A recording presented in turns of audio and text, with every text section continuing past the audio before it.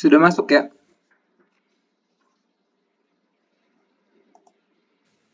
Sudah, sudah.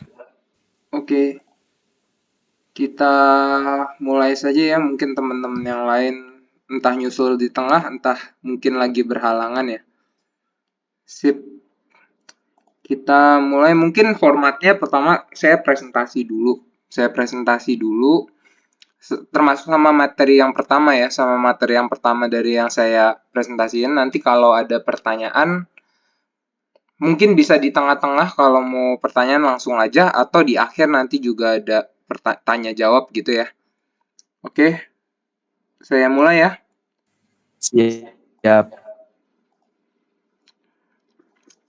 Oke, jadi ini stock investment focus course untuk angkatan 0 ya. Jadi pertama kali ini saya buat ini. Kemudian saya mau kutip ini, kalau misalkan Anda dapat menyisihkan setidaknya 3 juta per bulan selama 20 tahun. Nah, ilmu yang bakal Anda pelajari di sini itu nilainya nanti akan senilai miliaran rupiah dan bahkan mungkin puluhan miliar rupiah gitu. Tapi kuncinya jangka panjang ya teman-teman ya. Jangan di Kalau jangka pendek nggak mungkin gitu. Oke. Nah, pertama perbedaannya terkait dengan kursus ini. Ini belum masuk materi ya teman-teman, belum masuk materi. Bedanya kursus ini dengan yang lain, itu di sini kita nggak bakal bahas terkait dengan chart, candlestick, kita nggak bakal bahas itu ke teman-teman karena itu nggak sesuai dengan apa, nggak terlalu diperhatikan lah kalau kita mau investasi jangka panjang seperti itu. Makanya saya kasih backgroundnya candlestick terus saya coret gitu ya. Kemudian saya mau highlight kalau misalkan Anda mungkin tidak akan merasakan manfaat dari course ini bila teman-teman nggak konsisten dalam mempraktikannya dalam jangka panjang teman-teman. Mungkin saya ekspektasi sih teman-teman bisa mempraktikannya 5 tahun ya. 5 tahun, atau kalau misalkan beruntung mungkin 1 tahun teman-teman udah bisa berasa impactnya, dan kalau misalkan enggak 3 tahun gitu. Biasanya 3 tahun udah kerasa sih gitu. Kemudian juga saya mau sharing ini, ilmu yang dipelajarin di sini cuma bisa membantu teman-teman untuk mempercepat mencapai kesejahteraan. Tapi saya tetap menyarankan ya teman-teman, tetap menyarankan banget supaya teman-teman nggak fokus di sini aja. Teman-teman punya sumber penghasilan lain, karena itu juga sebagai sumber modal teman-teman. Dan juga dengan demikian kan teman-teman menghasilkan value ya untuk society gitu, untuk masyarakat seperti itu. Kemudian kecuali kecuali ini saya highlight di bawah, kecuali kalau misalkan tujuan hidup teman-teman cuma katakanlah menjadi kaya atau menjadi mode survival ya. Dan mungkin kalau teman-teman udah punya modal yang cukup, teman-teman fokus di sini aja nggak masalah gitu. Seperti itu. Oke, lanjut. Nah, yang saya harapkan ini kan saya nanti sekitar 20 materi lah ya. Saya kasih itu benar-benar gratis karena ini baru pertama kali teman-teman gitu. Kalau teman-teman fokus ikutin, tentu saya juga mengharapkan kontribusi dari teman-teman juga gitu. Kontribusinya apa? Saya mau kalau misalkan teman-teman itu di grup nanti kita bisa diskusi sama analisis. Diskusi sama analisisnya itu kita pengennya teman-teman nanti bisa mengaplikasikan apa yang udah dipelajarin di sini.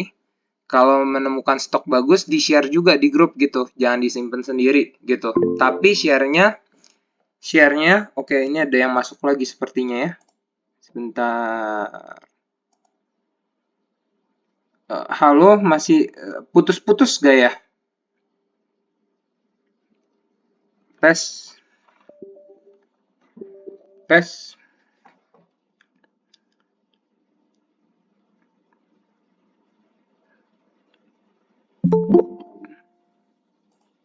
Halo, teman-teman, kedengarannya jelas gak ya? Atau putus-putus ya? Jelas, Mas. Jelas ya? Oke, oke, sip. Saya lanjut ya. Di mute dulu ya, tolong Pak Arvanda ya. Ya. Oke, saya mute dulu. Oke, saya lanjut. Nah, saya pengen nanti kalau misalkan ilmu yang udah dipelajarin di sini, teman-teman ketemu stok bagus, saham bagus, teman-teman share juga di grup.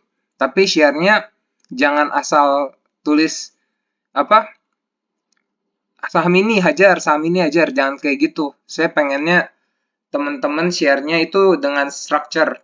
Jadi benar-benar dianalisa kenapa ini bagus, prospeknya seperti apa, risikonya seperti apa, kalau investasi di sini kurangnya seperti apa gitu. Itu harapan saya. Gitu ya. Kemudian yang kedua, saya juga berharap teman-teman bisa aktif di sosial media, bantulah buat akun saya bisa bertumbuh gitu juga.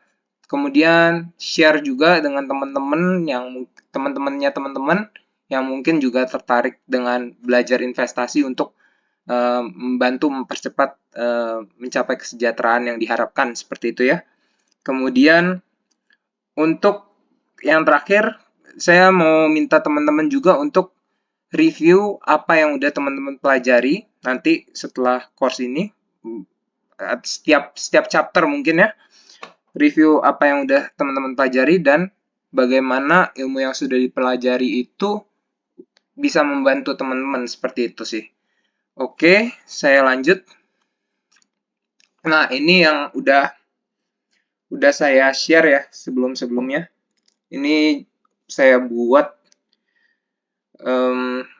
jadi intinya di chapter 1 hari ini kita bakal bahas tentang financial market, lebih fokusnya lagi ke capital market, pasar modal ya. Financial market kan pasar keuangan.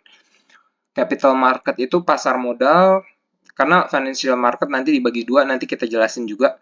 Kemudian bagaimana orang-orang menghasilkan uang dari pasar saham, kemudian ada penjelasan terkait dengan annual report, financial report, dan juga prospektus.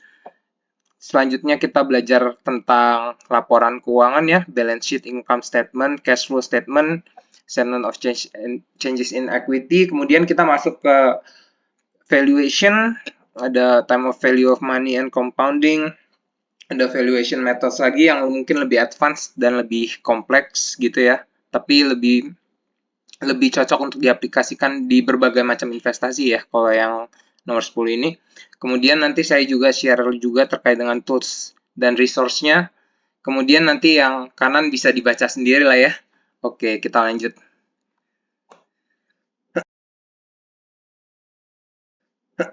Oke. Sekarang kita masuk ke Introduction to Financial Market atau pasar keuangan. Seperti itu. Kita lanjut. Sebentar.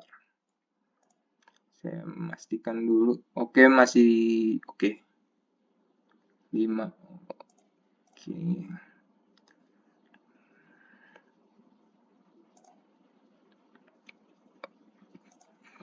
Oke.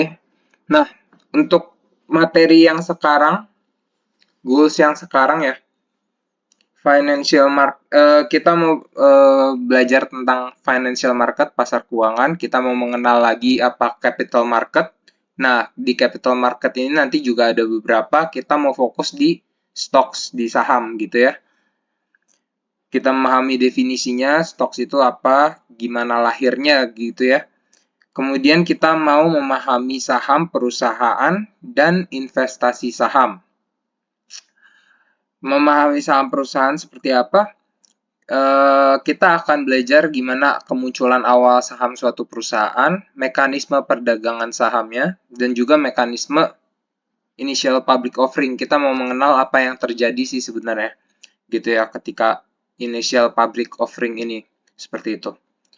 Lanjut, oke, masuk ke financial market. Nah, financial market itu kan dari financial sama market ya. Di financial ini, itu merupakan instrumen finansial. Dia berdiri sebagai stands for instrumen finansial. Kalau market itu adalah pasar, teman-teman. Pasar itu tempat terjadinya aktivitas jual beli, terjadinya transaksi. Gitu. Jadi kalau misalkan financial market itu tempat terjadinya aktivitas jual beli berbagai instrumen finansial. Nah, instrumen finansial ini ada banyak. Sebenarnya financial market ini kalau in general kita bagi jadi dua, teman-teman. Itu ada capital market, sama satu lagi ada yang namanya money market. Untuk di course ini kita akan fokus di capital market ya, saya highlight dua di atas. Dan yang lebih fokus lagi saya ke yang ekuitas gitu, bukan liabilitas ya. Ekuitas itu dia modal bersih. Bentar, ada yang masuk sepertinya ya. Bentar. Oke, sudah masuk.